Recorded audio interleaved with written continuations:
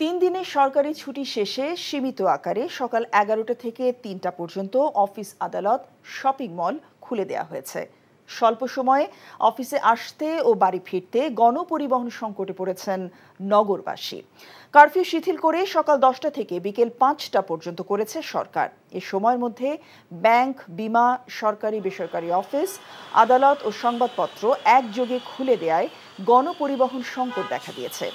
যে কয়েকটি পরিবহন আছে সেখানে অতিরিক্ত যাত্রী বোঝাই হয়েও দীর্ঘক্ষণ যানজটের কবলে পড়তে হয়েছে। বিকেল 5টা থেকে আবারও কারফিউ আগের মতো বলবৎ করা হবে।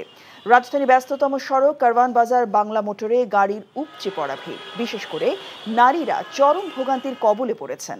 এছাড়া খুবই কম গণপরিবহন চলাচল করছে নির্ধারিত রুটগুলোতে, এমন অভিযোগ করছেন যাত্রীরা। 7 দিন বন্ধ ছিল, এখন ইন্টারনেট বন্ধ, গাড়ি যাতায়াত বন্ধ, সীমিত করে দিচ্ছেন 5টা পর্যন্ত।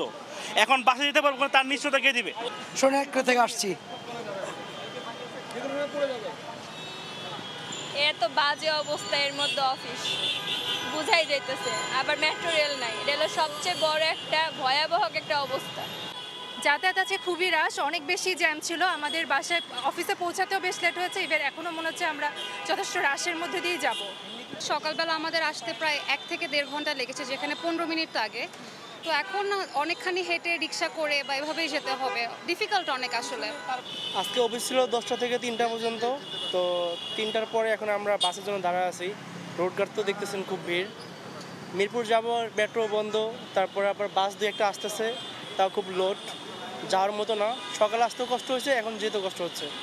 এখন জন্ম সনদ দিয়ে খোলো বিকাশ স্টুডেন্ট অ্যাকাউন্ট। নিজের বিকাশ নিজে কর।